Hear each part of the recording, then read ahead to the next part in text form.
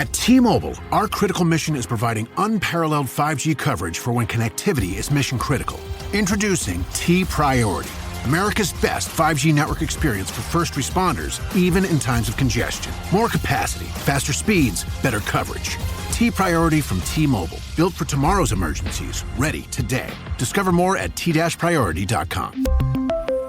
For qualifying organizations on eligible rate plans, coverage not available in some areas and may be impacted by emergencies. This episode is brought to you by Coffee Mate. After watching this season of the HBO's original series, The White Lotus, this is the tropical getaway I needed. One more pina colada, please. Hey, you're not on mute. Oh, I thought I was in paradise. Turns out it was my Coffee Mate. Coffee Mate Pina Colada and Thai iced coffee flavored creamers. Inspired by the newest season of HBO's original series, The White Lotus. For the love of coffee. Try now. In 2015, director Tom McCarthy and star Michael Keaton gave the world a studious recollection of one of the most explosive stories in newspaper history. In 2025, we return to Owensboro, Kentucky to try a rarer bourbon. The film is Spotlight. The whiskey is Green River Wheated Bourbon Single Barrel. And we'll review them both. This is the Film and Whiskey Podcast.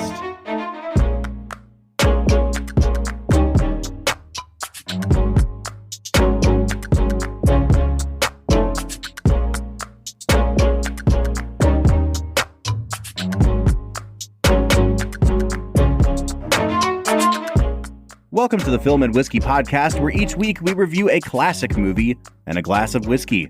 I'm Bob Book. I'm Brad G. And Brad G, it is 8:30 p.m. on a Monday night, and your boy is tired. I've hit the age where 8:30 is like getting myself ready for bedtime now. I am right there with you. 9:30 to 10 p.m. is a great bedtime, my friend. It sure is, dude. And we're going to get ourselves there, Brad. We are going to get out of here in an hour, and we're also going to keep the energy up. I will not let this episode flag because of our own tiredness, Brad, even though, if I can be frank, today's movie is a little more on the solemn and heavy side of things. Yes. We're talking about 2015's Spotlight. This is the movie that won Best Picture for the year 2015, beating out a movie that we've already done before, The Revenant, which was its primary competition that year. Brad, I've had Spotlight kind of circled as a film of interest for us, because I know that, to my knowledge, you had not seen it, and I was really excited to see what this kind of small, quiet, procedural drama would do for you as a movie viewer. Yeah, so this definitely was my first time viewing Spotlight. I was familiar with the content of the film, as most Americans were. I was very aware of all the wild things that happened in the early 2000s when the Boston Globe decided that it was time to uncover a lot of really gross stuff going on in the Catholic Church. Mm-hmm. It was a very interesting experience to watch this, Bob. I did not know that this won Best Picture. Yeah, it sure did. And it's like, I don't know how to explain it because it seems to be a very well-liked movie. It has an 8.1, I believe, on IMDb. It's in the top 250. Mm-hmm. So in addition to winning Best Picture, it has checked that box in our 4 criteria for what could be considered a modern classic. The people seem to like it. The awards body certainly liked it. The critics really liked this movie. But it doesn't scream Oscar-y movie. In that, like, I think a more over-the-top version of this movie is what people would expect. You know, like where everyone's shouting and everyone, like Mark Ruffalo has the one scene in this movie where he has his little Oscar clip. Aside from that, I feel like this movie is very purposely understated and tries to be matter-of-fact in the way that it portrays the events that happen in the movie. I really appreciate that. It also just kind of strikes me as an oddity for a Best Picture winner because we're so used to Oscar films being bigger and more sort of, what's the word, Brad? Bombastic. Hysterical, I guess. Yeah, exactly. Well, I'll give you an easy way of comparison. The movie I would have thought would win this year might be Mad Max Fury Road. You know what I mean? Like that. There's a world where I could see that winning Best Picture in a lot of different years. Yep. It's not even so much that it's the subject matter that isn't awarded, but there was a really funny sketch that Seth Meyers did on his late night show a few years ago called Oscar Bait the Movie. And it was like a 5-minute trailer that just had every trope of an Oscar-y movie smashed into it. And I think about movies like The King's Speech, which also won the Academy Award. And that is similar in that it's like a very small movie, but I feel like its characters get their, stare right down the barrel of the camera and deliver your impassioned speech moments way more than characters in this movie do. And so, yeah, I'm excited to dive into it. Folks, if you are new to Film and Whiskey, welcome in. We talk about movies here and we talk about whiskey. This season, we're looking at movies from the past 20 years. We're asking the question, does this deserve to be considered a modern classic? Now, Brad, you've already said that this is your first time watching Spotlight. This is probably like my third or fourth time watching it all the way through, but it definitely seems to be a fixture on, if not cable channels now, then in like the Stars and Showtimes of the world anymore. I always see it playing somewhere.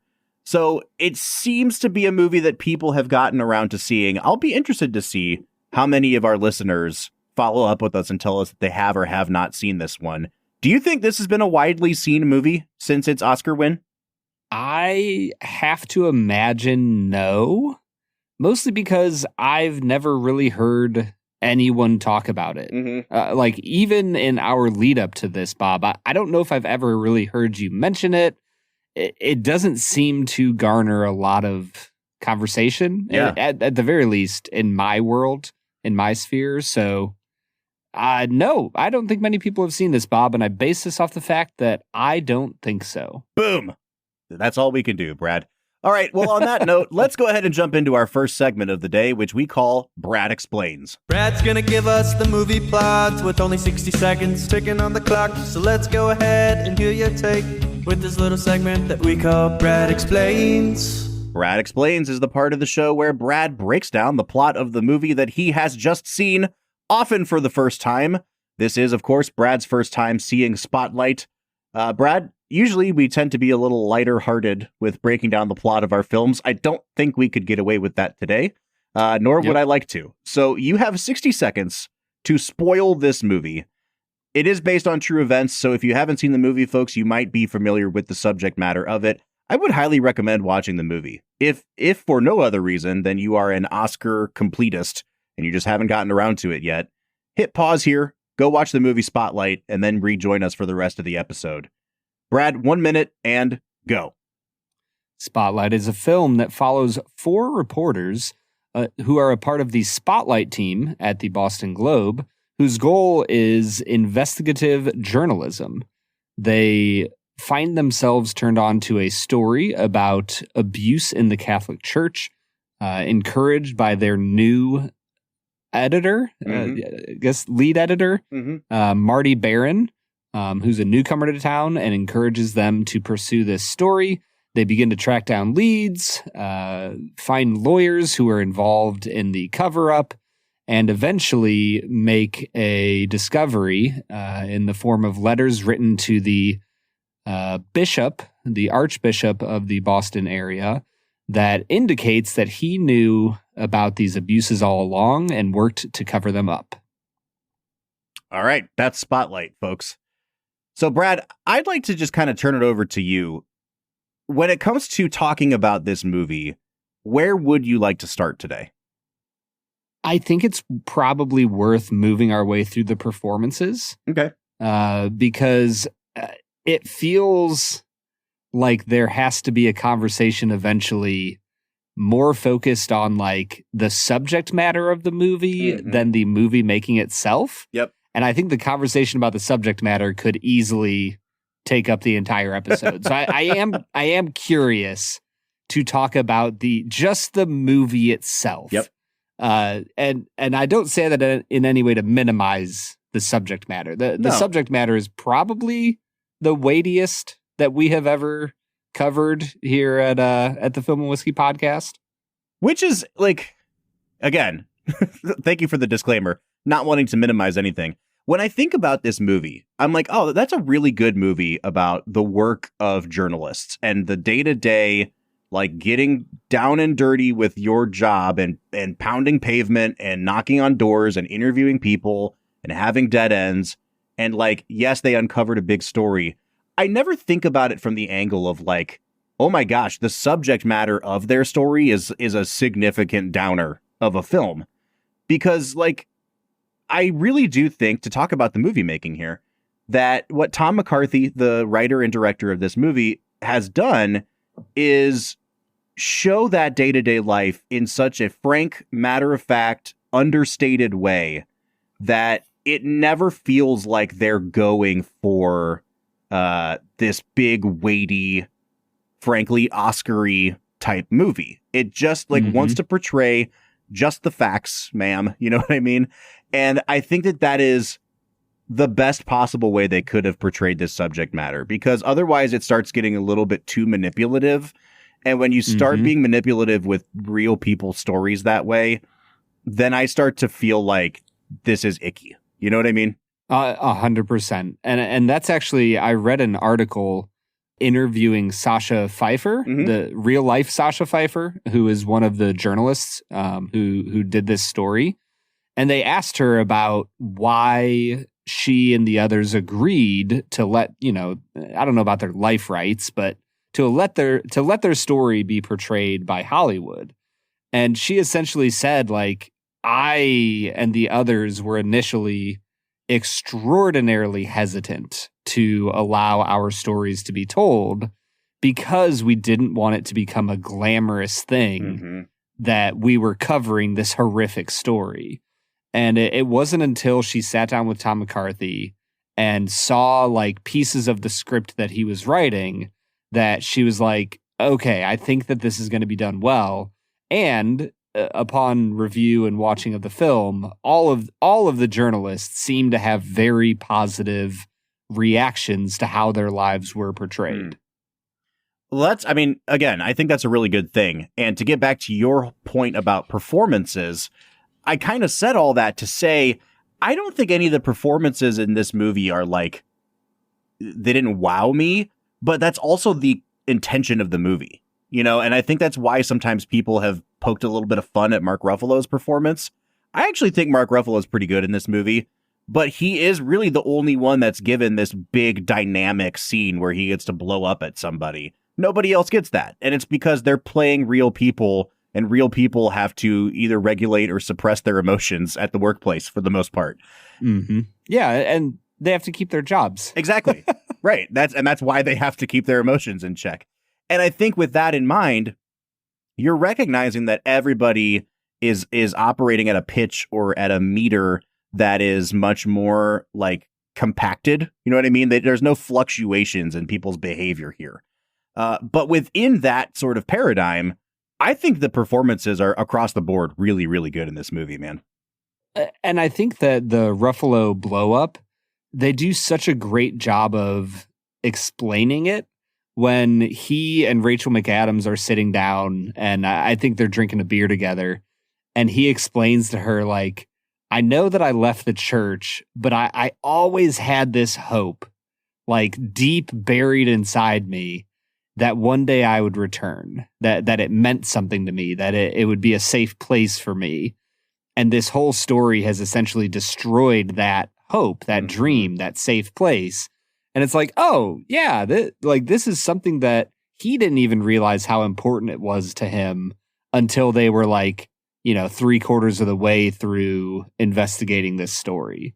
And I think that's why this script really succeeds, is that it gives its characters the proper motivations and the proper understandings of the world that they live in, so that they feel, like you said, Bob, just like incredibly real, normal people.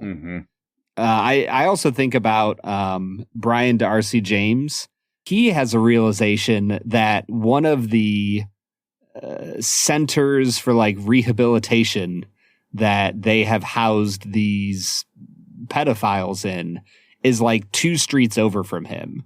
And you get a really great tracking shot following him as he's like running down the streets at night and stands there staring at this house. Mm-hmm. And like, it's not as explosive as Ruffalo's scene, but he gets that weighty, meaty, honest human response to the grossness of this film, of the subject matter of this film.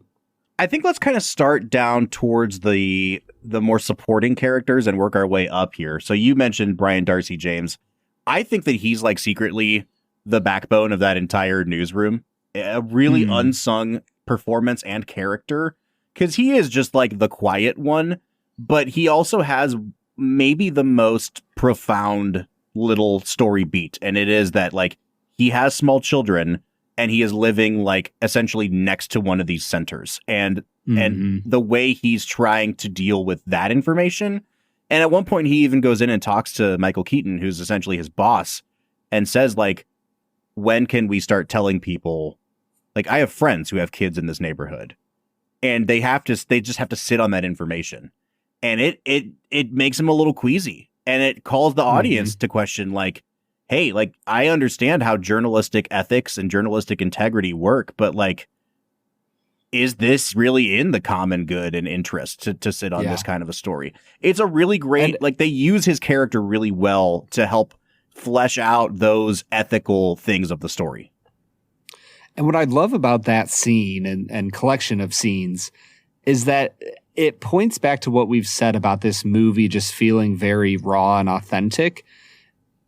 When you compare it to something like The Imitation Game, which is, you know, pursuing the Enigma machine, and they finally break the code, and, you know, they realize that they can't act on the information, otherwise the Germans will realize that the code is broken. And I just remember that scene being like a death knell, and it was so dramatic and so overwrought. And it's like, it has a very similar vibe of like, we have information and we have to sit on it for the common good. But it felt so much more impactful in a film like Spotlight than it did in something like The Imitation Game, which is way more dramatic. But you know, both films are based on true historical events. All right, so moving on from Brian Darcy James, I want to talk just really briefly about John Slattery, who plays Ben Bradley Jr., who I believe is the editor-in-chief at the time at the Boston Herald, or the Globe, rather. Ben Bradley Jr. is the son of Ben Bradley, the very famous editor of the Washington Post, who was there when the Watergate, scandal broke. Slattery in this movie is really interesting. So this is like right after or right before Mad Men wrapped up. And he was really popular because of Mad Men. He's never really made a huge dent in Hollywood. I really do think that if I had to pinpoint one performance that's, I don't want to call it the weakest performance, but like you could slot anybody into that role, it's this one. Because I feel like he's just playing the guy from Mad Men, but they put him in a more frumpy looking shirt and they said, okay, here you go. Now you're Ben Bradley. I don't know. Did you have any thoughts on him? I thought he was just okay. Yeah. I've never been impressed with him as an actor. I watched the entire Mad Men series. I thought he was good, not great. The one confusing piece of this script is that they make it seem like, and maybe I'm wrong on this, to me it felt like they made him seem like the guy who covered up the story in the first place. Yes.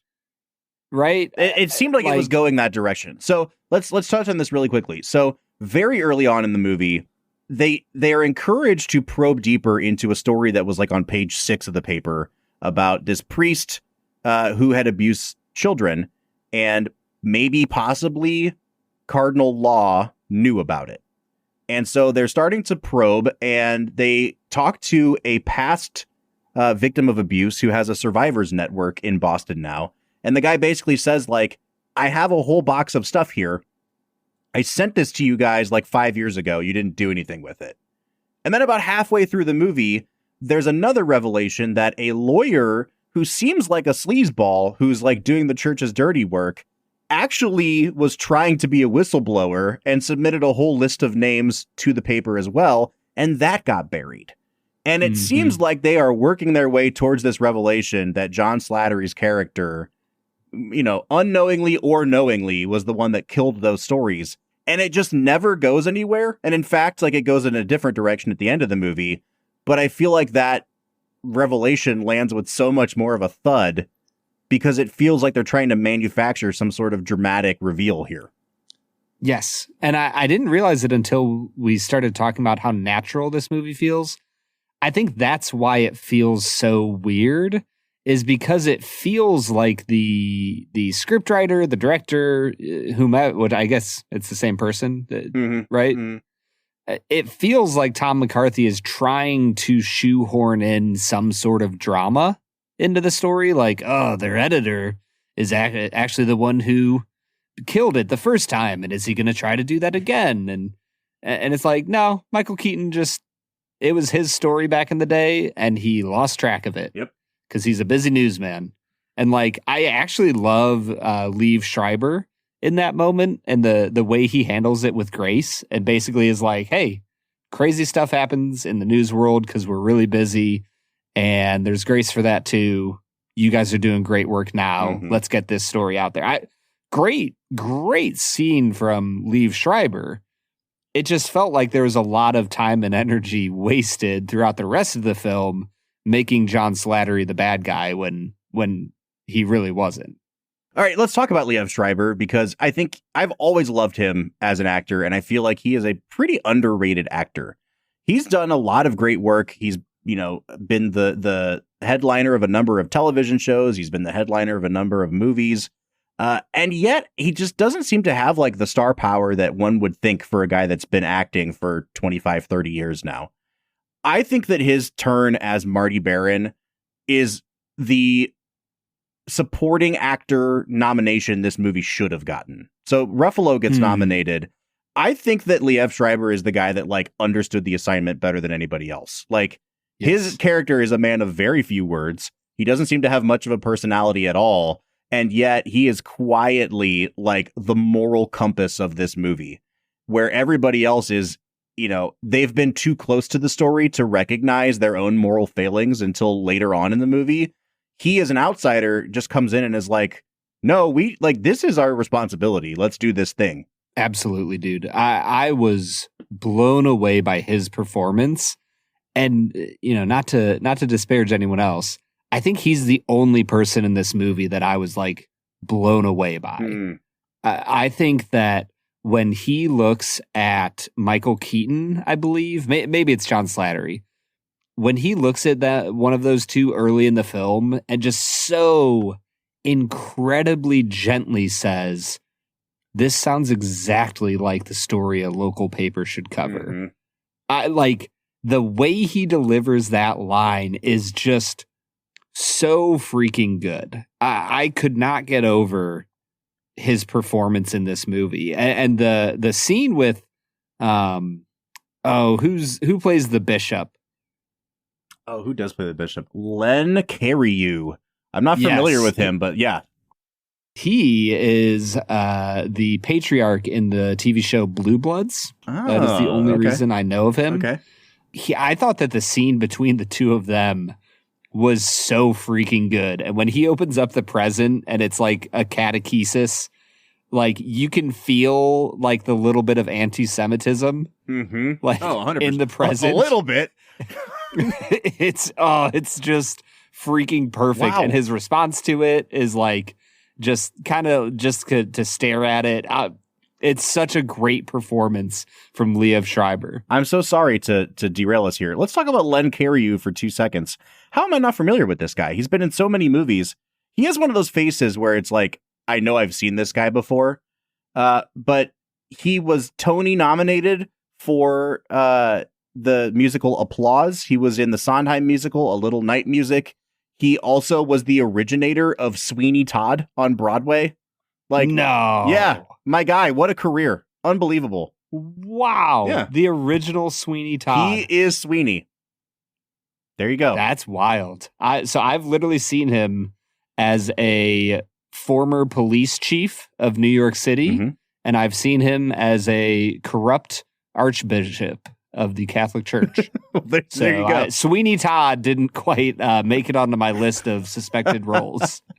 All right, we've touched on Ruffalo. Let's talk about Rachel McAdams, because I think that she has a really difficult ask in this movie, too. She's the only woman in this movie, essentially. I mean, she might actually be the only female person, except for like when Michael Keaton goes over to his buddy's house and his wife answers the door. Like, it's a or when she is interviewing the one priest at the door and he's just like, yeah, I touched kids. Yeah.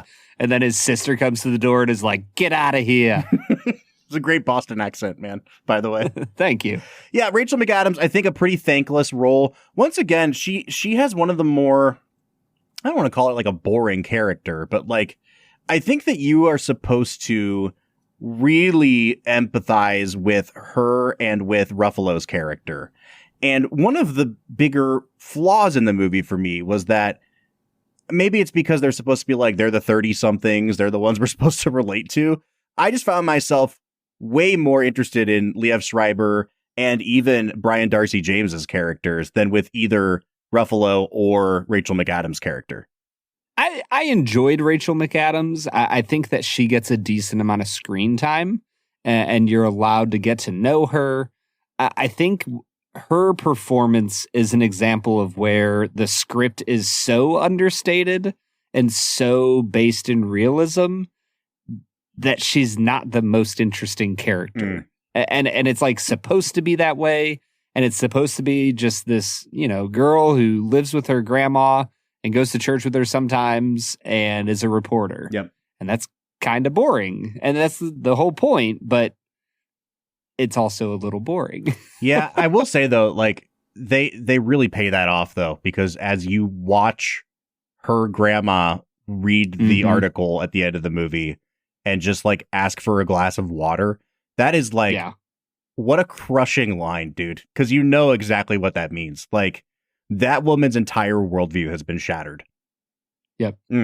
Yeah, and that's like, I said we wouldn't totally get into the subject matter a ton, but like that's the brutality of what happened. Yeah. And why it needed to be uncovered is that for better or for worse, the Catholic Church can and should represent some of the most beautiful things on this earth. And that's why it's so damning and so disgusting when you see the brokenness that was uncovered. Mm-hmm. All right, man, let's finish up this cast list. Michael Keaton is in this movie the year after he is nominated for the Academy Award for Birdman. And I always think that he won it, and then I remember that Eddie Redmayne won it that year. And so I won't get into that. Obviously. Yeah. I think Keaton's fine here. I think that, like, he's a really good person to slot into a movie where he has lines that are like, come on, Jimmy, this is our town. We're Boston boys. We grew up here. Like, that's a great Michael Keaton line. I don't necessarily know if he's like the perfect person for this part, but I thought he was pretty good. I think that this is like, if this was a more traditional All the King's Men, Good Night and Good Luck, this is like a classic George Clooney role. I think because they are trying to base it more in real life, they need to get a less good looking actor. And so they got Michael Keaton. And like, Keaton's fine. He's decent. I don't know if there's anything about his performance that really stands out to me, though. I respect that Michael Keaton is always going to be Michael Keaton in a movie, though. And like, he has this repressed manic energy. You know, it's the thing that made him such an interesting Batman, because he goes from being really calm one moment to like smashing the vase and saying, you know, you want to get nuts? Come on, let's get nuts. And he's always going to have that like right under the surface as Michael Keaton. But for such a long time, you know, Bill Simmons makes this comparison all the time, but he talks about how like Michael Keaton and Tom Hanks were kind of neck and neck throughout the 80s because they were mostly comedic actors and they were trying to branch out. And then all of a sudden Hanks took off. And I think about like, if you put Tom Hanks in this movie in the Michael Keaton role, I think it's a significantly worse movie because Tom Hanks is going to try to do the like, I'm taking this very seriously Tom Hanks thing. And listen, I love Tom Hanks, but we talked about this even in like our Captain Phillips thing a couple months ago. Watching Tom Hanks try to play realism is just something that I don't think is really in his catalog anymore. He's been a movie star for so long that he can only act as a movie star. And I think Keaton's still able to tap into the energy of like, I'm a guy from the streets of Boston, and it works so much better here. Yeah, it kind of reminds me of like a Harrison Ford. I was a carpenter in Hollywood for a long time trying to get acting jobs. And like you said, Tom Hanks is Tom freaking Hanks. Like, he is a bona fide A-list movie star. I think Keaton, like I said, he gives the role the right amount of energy. I think what I'm trying to say is I don't know what to do with this movie, Bob. I like it. I don't think I love it. And it's weird because the reason I don't love it feels like it's not movie-like enough for me.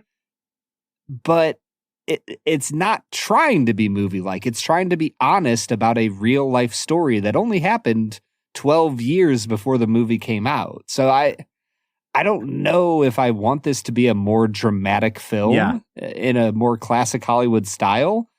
But because it's not, there's part of me that just feels like it's a little bit inaccessible. Yeah, does that make sense? It kind of reminds me in a very weird way about what I said about Wolf of Wall Street. Was that last week? Where I talked about how Scorsese formatted that movie like Don Quixote, and it's like very purposefully done.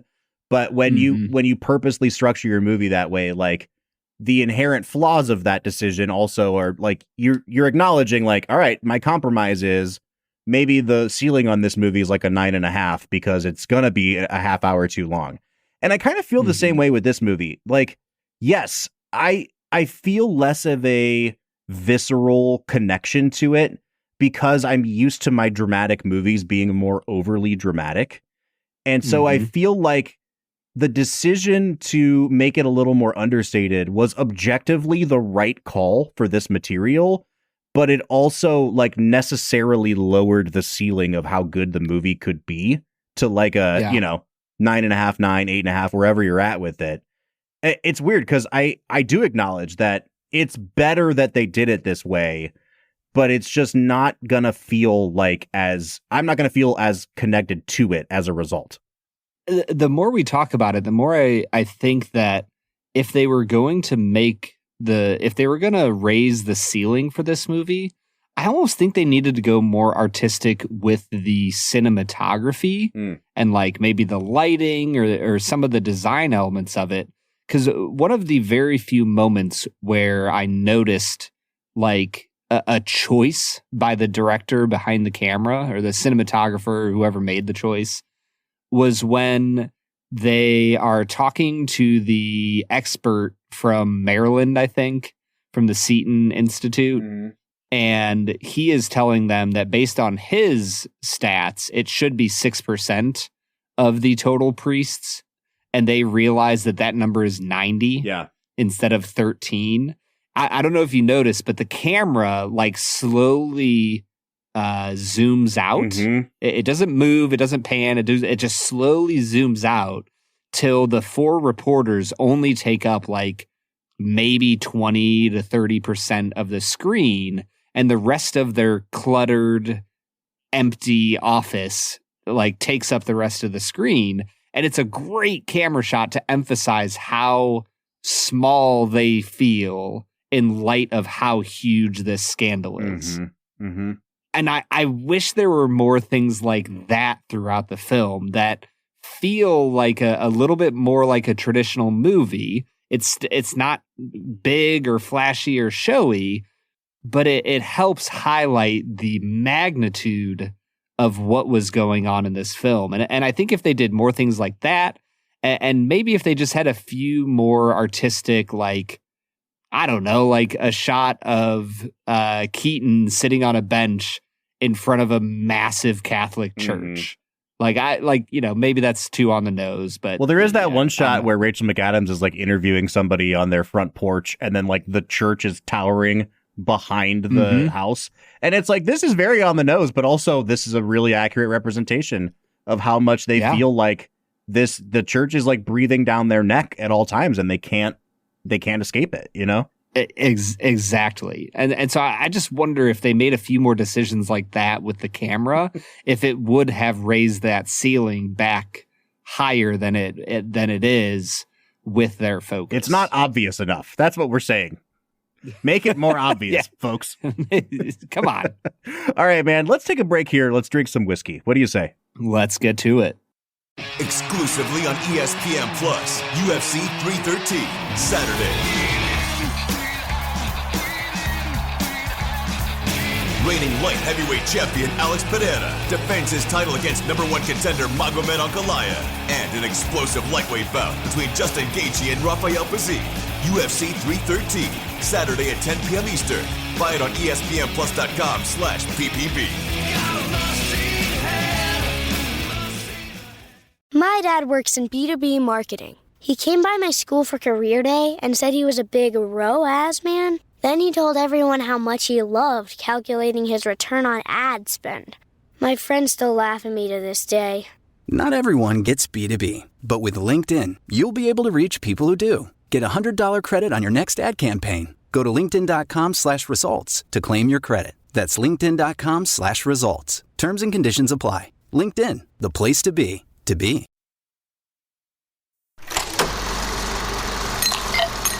All right, so today we are checking out Green River Kentucky Straight Wheated Single Barrel Bourbon. Now, last week we tried the standard Green River Wheated, a whiskey that we both really liked.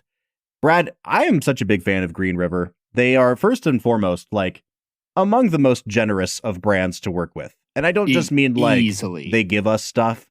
They're just, like, very welcoming, very hospitable. You know, they've got the Bardstown team behind them, and the Bardstown team knows how to treat people really well. So just thank you, Green River, for being cool to work with. I will also say they are a brand that within, 2 years has gone from being like, oh, this is pretty good, to they have multiple labels now where I'm like, oh, that's among the best in its category. Absolutely. Yeah, there's a book out there. I think it's called like Unreasonable Hospitality, or like Outrageous Hospitality. And I'm pretty sure that they have read that book because they just treat guests incredibly. And that's at Bardstown. That's at Green River.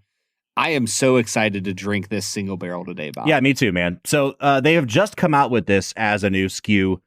Like I said, we tried the wheated bourbon last week. The single barrel variety, depending on which barrel you're drinking from or which release you're getting, it could range from anywhere from 110 to 130 proof.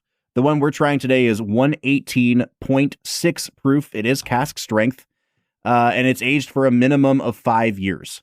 Now, I do not currently have... Oh, yes, I do. I stand corrected. I have the mash bill, Brad. Hey, 70% corn, 21% wheat, 9% malted barley. Brad, I poured this out a long time ago, and it's just been kind of sitting here in my glass, teasing me. And the very first note that I will give, and then I'll turn it over to you, this is back to classic wheated bourbon notes. There is like a whole bunch of cola on this thing, and I am a big, big fan. Yeah. Yeah, dude, the nose on this is so beautiful. There is tons of like effervescent cherry cola. It's caramely. There's oak. And there's almost like a cinnamon roll vibe going on. Like you get a little bit of that cinnamon spice, a little bit of frosting, the sugariness of it. I really like this nose. There's nothing here that is complex, but there's a lot of great notes. It is an 8 out of 10 for me. I'm actually going to give it a 9. It has everything I want from a wheated bourbon nose. And once in a while, we or our guest will mention something being perfumey. This is one of the first times that I really mean it. And like I can think of the exact perfume that is coming off of this. It's super floral. It's not quite like Chanel No. 5 or anything. It's more of like, frankly, it's more of like an old lady perfume. And dude, it's the amount. 9 out of 10. It seriously. Know what you're into, Bob. Dude, it's the amount of floral notes on this that it's not just rose. It's like really deep perfume notes on top of classic caramel and cherry cola. I love this, man. 9 out of 10 for me. I think I'm going to lower my score, knowing that it's a grandma's perfume for you. What can I say, man? I am into the old ladies, Brad, and it's coming out here today. Are you starring in the local production of The Producers that's going on soon, Bob? Yeah. We've talked about Sweeney Todd. We'll just go to The Producers now. Oh, man. Well, moving on from that as fast as humanly possible, the palate here is delectable. There is tons of caramel for me. The cream cheese frosting is there. It gets into a little bit of like a peanut butter vibe. There's almost some like toasted almonds that comes through. Just really a really pleasant experience. I'm going to come up a little bit from my nose to an 8.5. Brad, this is an interesting whiskey. It's super prickly on the palate. I know it's been a couple weeks since we've had a barrel-proof whiskey, so maybe I'm just returning to being more of a lightweight, but it really packs a punch on the tongue. There's not as much of a Kentucky hug after you swallow, but we'll get to that in a minute. I think that I was expecting something a little more viscous here. It's pretty thin on the mouthfeel, and it doesn't have those like deep, dark, decadent bourbon notes to me. It stays in that kind of upper, brighter register. The floral notes are definitely there, and then I think you get a little bit more of like a raw wheat note on this. It's similar to the one we had last week. I do like it way more at barrel strength, though. I'm going to give it a 7.5 on the palate. I think the finish for me is where it starts to fall off just a little bit. Still really great flavors. It falls into like kind of like a honey wheat split top bread. The cinnamon comes back. There's a little bit of those peanuts coming through. It gets a little bit oaky at the end. I'll give it a 7.5 out of 10 here. I still like the finish. It's just a little bit of a drop off. Yeah, I'm in the same spot, man. It gets oaky and like a really heavy char. On my first sip, I got that. And then on the second sip, it almost turns a bit sour towards the back end. And that was a note that we had last week on the regular wheated bourbon as well. I think I'm also going to come down to a 7 on the finish. And then overall on balance, I think I'll give it a 7.5. There was definitely a drop from nose to taste to finish, which is a little bit of a disappointment, but it's not a huge disappointment because this is still a pretty solid whiskey all around. Yeah, I think I'll give it a 7.5 on balance, mostly because it lacks a little bit on the finish, and it's not an especially complex whiskey, although it delivers in all the ways you want it to for a wheated whiskey. Just doesn't have anything that makes it like really stand out. But I think it's worth a 7.5 here on balance.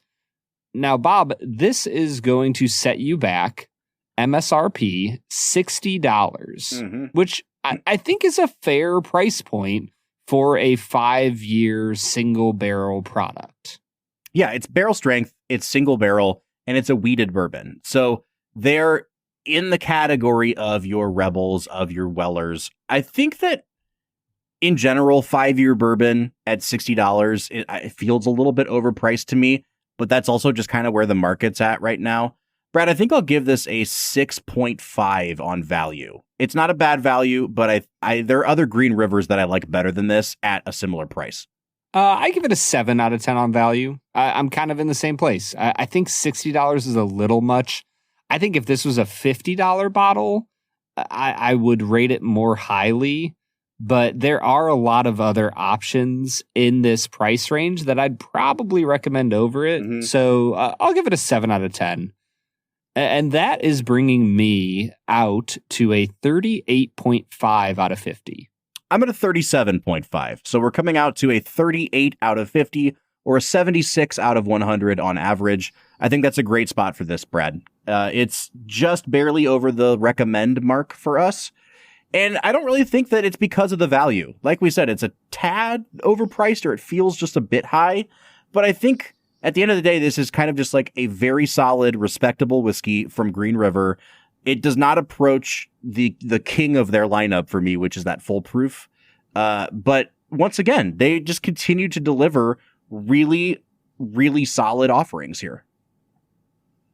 Yeah, I absolutely love Green River. Aaron Harris is doing incredible work over there.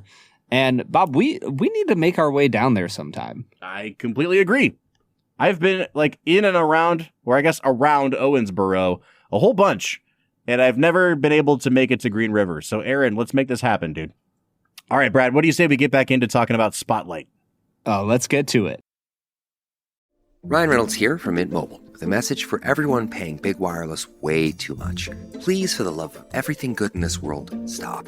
With Mint, you can get premium wireless for just $15 a month. Of course, if you enjoy overpaying, no judgments, but that's weird. Okay, one judgment. Anyway, give it a try at mintmobile.com/switch. Upfront payment of $45 for 3-month plan, equivalent to $15 per month required. Intro rate first 3 months only. Then full price plan options available. Taxes and fees extra. See full terms at mintmobile.com. Support comes from ServiceNow. We're for people doing the creative work they actually want to do. That's why this ad was written and read by a real person and not AI. You know what people don't want to do? Boring, busy work. Now with AI agents built into the ServiceNow platform, you can automate millions of repetitive tasks in every corner of your business, IT, HR, and more, so your people can focus on the work that they want to do. That's putting AI agents to work for people. It's your turn. Visit servicenow.com. All right, everybody. That was Green River Weeded Single Barrel Bourbon, whiskey that it's like almost there. I really, really like it. I encourage you to try it. I will say, though, normally I would have a quippy, awesome, perfect segue into our section, 2 Facts and a Falsehood. But I texted Bob about this earlier. I don't know if I feel comfortable making up facts about a movie that covers a topic like this. Yeah. And so we're actually going to skip 2 Facts and a Falsehood today, Bob. The question is, do I receive an automatic victory because of your forfeit? That's really what this is about, Brad. I was thinking about that. I think both of us gain an automatic loss for the fact that the subject matter of this movie happened under our religion's auspices. That's true. And that just kind of sucks.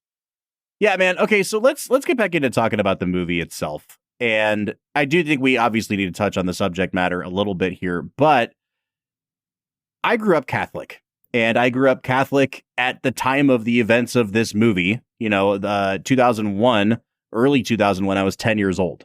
And so it's weird and it's jarring to watch a movie about the abuse scandals in the Catholic Church that were happening, obviously long before I was born, but that were breaking at a time where I was at an age that a lot of these children were victimized. And it's weird for a lot of reasons, obviously, but I think I was not shielded from it. And my parents were not super religious. My mom grew up Catholic and I was just kind of culturally Catholic and I was an altar boy, but we never were in the group of people that I think anyone who grew up Catholic would know what I'm talking about. In every Catholic church, there is your involvement with the church is a status symbol. And the most involved people in the church are usually among the wealthiest people in the church because you get up in front of the whole church and read the announcements or whatever. And you do it in your best suit and tie. And I understand. I look at a movie like this and I'm not from Boston. I didn't grow up in Southie or wherever, but poor kids in neighborhoods where there is not much hope to get out, rely heavily on the church, especially in heavily Catholic areas. And when that one kid was talking about, or, the guy was saying it was like God coming to my house when the priest came over, Yeah. It's a real thing. And I think that people that either don't grow up in religious households or especially grow up Catholic, it's hard for them sometimes to wrap their mind around. And it's not even necessarily that people are brainwashed or people are in some sort of cult. It's just, it is so interwoven with the social dynamics of those areas that you can't separate it from your day-to-day life. Yeah, it might not seem obvious to everybody in our culture, but religion has dominated the human experience for the majority of human history. But the amount of time that it hasn't is so vastly small compared to the time it has. And so it might seem wild to us, but you're right, Bob. The way, especially the Catholic religion, because it is so universal and worldwide, the way it integrates itself into a person's life is holistic. And I think, what I said earlier is true. That's what makes this so disgusting and so warped, is that the church, when it's done right and well, ought to be the most wholesome and uplifting, integrative experience of a person's life. And yet it can be twisted into becoming one of the most dark and demonic. And that's just, it's so hard. And I will say, I grew up Protestant, and I did not have an understanding of how intense the Catholic Church is until I got to college. I got to know some people who went to Walsh and were devout Catholics.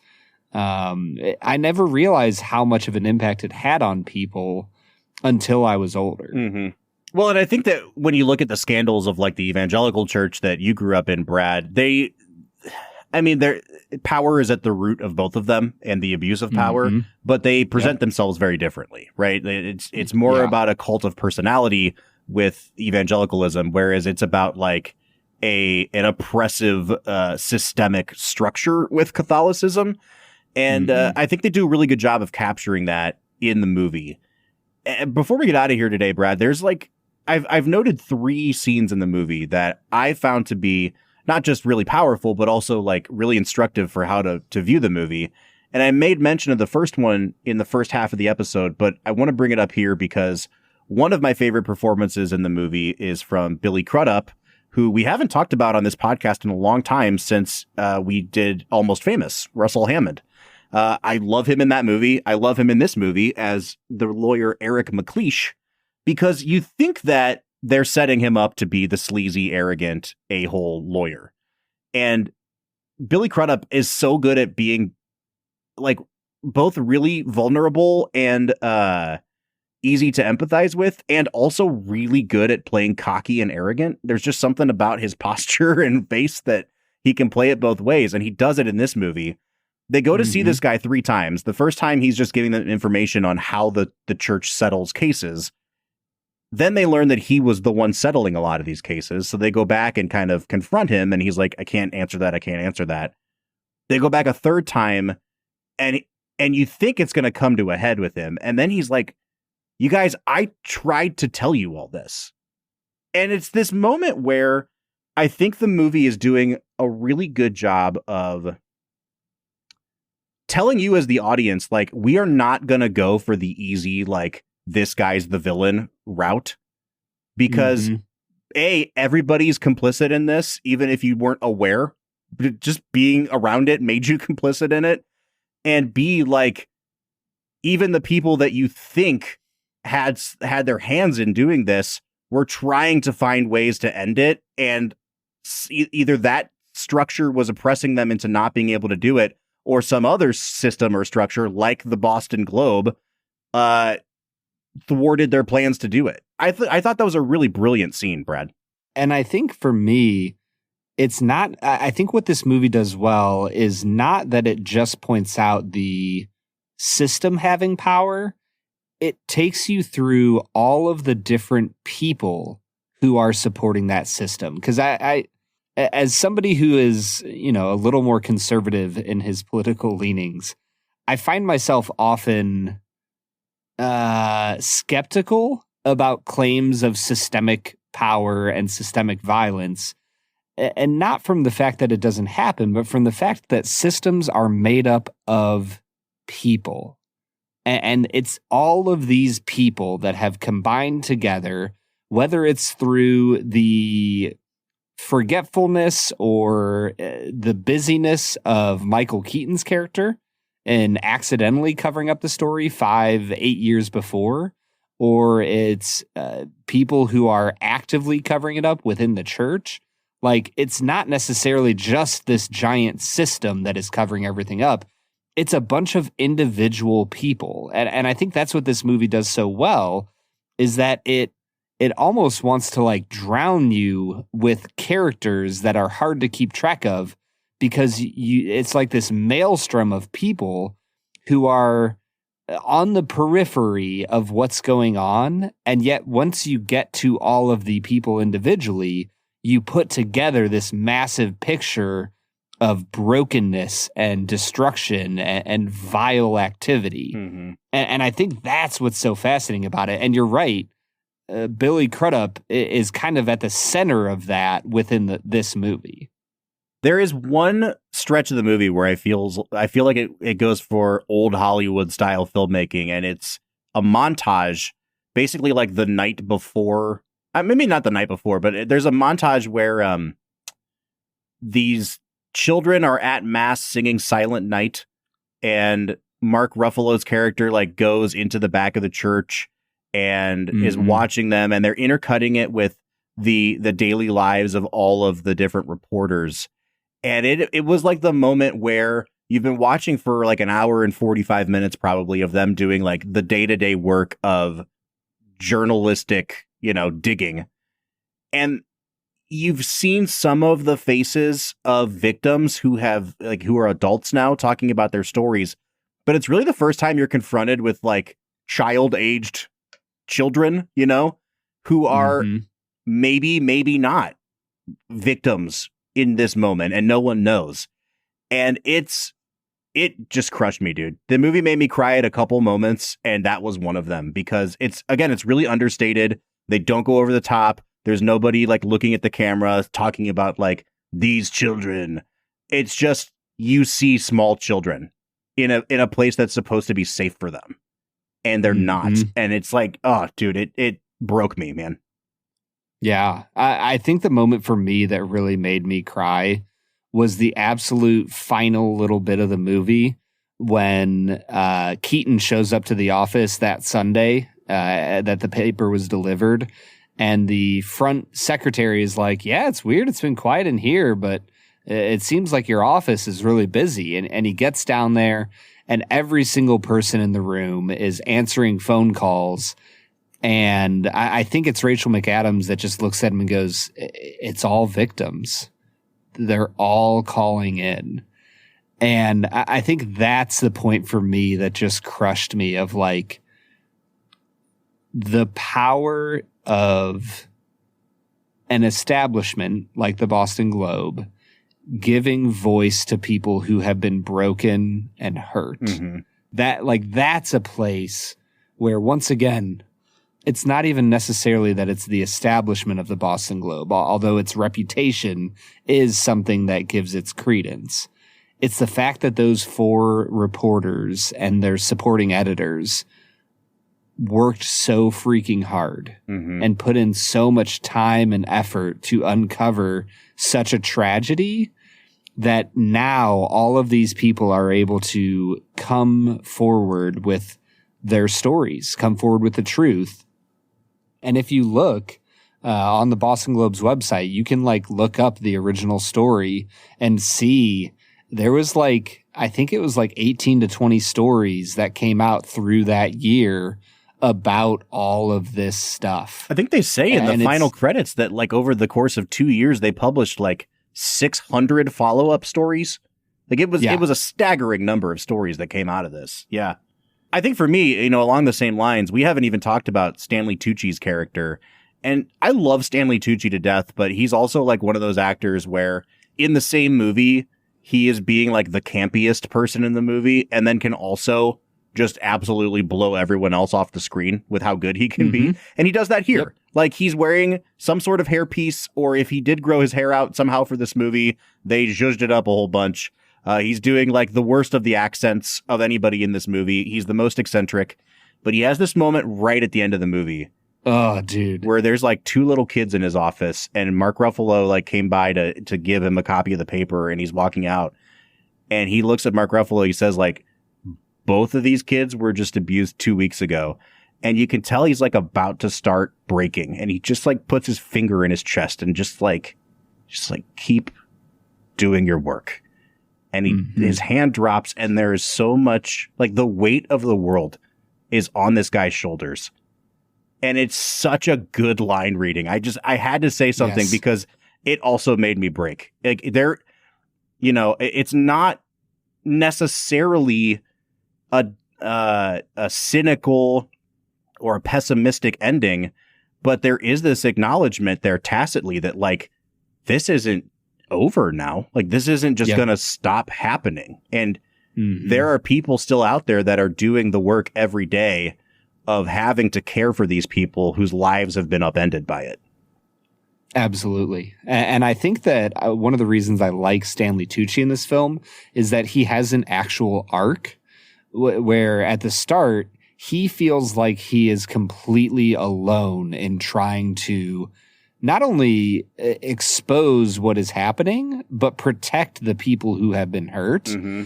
And so he's so protective of his witnesses, and he does not trust the Globe to actually see it through and do the job well. And because of his relationship with Ruffalo, he slowly begins to trust him to report on the story well. And it all culminates in that final scene when he, like you said, he has his finger in his chest and he tells him, like, you keep doing this work. You keep doing what you're doing. And then he walks into the room, and like the way he interacts with the kids for like, a half of a line that we hear before the door closes, you just go, oh, this guy is doing this for all the right reasons. Mm-hmm. And it's such a great performance from Tucci. The last thing I noted about the movie, and it was the last thing that made me cry, is the closing credits, where they just say, like, here are all the places that scandals have been uncovered. Mm-hmm. And it's 3 columns on each screen of probably, 20 names per column, city names per column. Yeah. I saw Cleveland, Ohio on there. I saw Toledo on there. It fades out. Cincinnati. It fades back in. There's another 60 cities, and then it fades out again and fades back in, and now it's global. And it's presented again so matter-of-factly. It's not overwrought. They're not overdoing it. And just the sheer volume of names on that list is harrowing, man. It sucks, dude. It sucks a lot, Brad. Yeah, dude. And I it's think just such a hard movie. And I think that, like, I am not in any way trying to steer us towards something lighter here, but I think this is actually a very natural segue into what I want to talk about with our next segment. Let's make it a double. We're near the end of the episode, so thanks for listening to the Film and Whiskey Show. Let's pair another film with this one, even if it's a struggle. It's the final segment of the day, now let's make it a double. Let's Make It a Double is the part of the show where we pick a movie to pair up with this one to make the perfect double feature. Brad, you picked this movie a few weeks ago, and I'm just gonna run with it. I'm gonna go with Schindler's List for this movie, and I think it's literally just the list making element of it. That there's a moment where Ben Kingsley's character pulls the last sheet of the list out of the typewriter and looks at Liam Neeson and says, like, the list is an absolute good. The list is life, right? And then in this movie, you have a list of cities that are like, and a list of priests even in the Boston Globe's investigation that are the complete opposite of that are like taking life and marring and obscuring what is good about life. But I love that they just called this movie Spotlight. Like, it's obviously an accurate representation of what the Spotlight team does, but there's a reason that their team is called Spotlight. Like, they are shining a light on something that has been hidden for far too long. And so in its own weird way, like, that list is also, bringing, I don't want to say restoration, but bringing the attention needed for these people whose lives have been broken to be restored back to life. And so, my pairing would be Schindler's List. That was the movie I had as well. I was trying to find any other procedural movie. I feel like a lot of people would pair it with maybe like a Zodiac, what I mentioned earlier, Good Night and Good Luck. There's obviously tons and tons and tons of movie about such a thing. For some reason, though, Schindler's List is what popped into my head as well. And it's the power, once again, of individuals who care about other individuals enough to do something about it. And I think for me, it wasn't necessarily the list. It was that idea of people going against the grain to care for those who can't care for themselves. Yeah.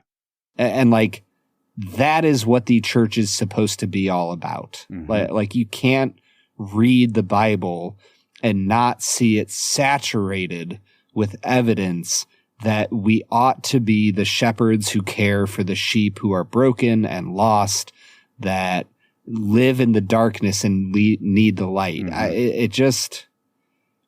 I think this movie gives us a picture of journalism truly at its best.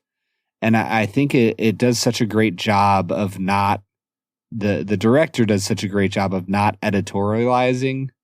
It just presents you with, here's the story that was found, here's how they went about exposing the story, and here are some of the results. And, we've talked about The Big Short a few times throughout this season, in addition to watching it. And I think I continue to sour on that movie because it feels like Adam McKay was editorializing. He was trying to give his spin on how he views the world. And Tom McCarthy here just allows the reality to stand for itself and sink into you as you watch the film. All right, that was Let's Make It a Double, presented by Blackwood Distilling Company. No matter what movie you pair this up with, you can always make it a double with Blackwood Distilling Co. If you go to bourbonoutfitter.com/filmwhiskey and use our code FILMWHISKEY at checkout, you can receive 5% off your bottle of Blackwood. Brad, let's get into final scores here. We said in the first half that the decision for how to frame this movie was the correct one, but that it also kind of put a cap on how much I could get into it. It feels very weird talking about a movie with this subject matter, that like that I wanted this story to be more entertaining. You know what I mean? Like, I feel like a hypocrite saying that. I do think that, like, if I'm thinking objectively, how well done, how well made is this movie, I think it's a 9 out of 10. If I'm talking specifically about, like, the extent to which I, like, vibed with this movie, I think it's like an 8. I think it's like a really, really good 8 out of 10. So I'm going to split the difference. I'm going to give this an 8.5 out of 10, Brad. I'm kind of in the same place. I think this is an 8.5 out of 10. I think it's a really important movie about a extraordinarily important event in human history. I just don't, like you said, I don't know if I vibe with the movie to give it like a 10 out of 10, but I think it's an extraordinarily important movie that everybody should watch. And I think it's helpful that I think the movie takes faith seriously. I think it takes the important things that the church does do seriously and allows that to stand as like a testament to how dark the subject matter is. So yeah, I'm with you, Bob. 8.5 out of 10. All right. So it's an 8.5 from us, but we'd like to know what you think. Have you seen Spotlight?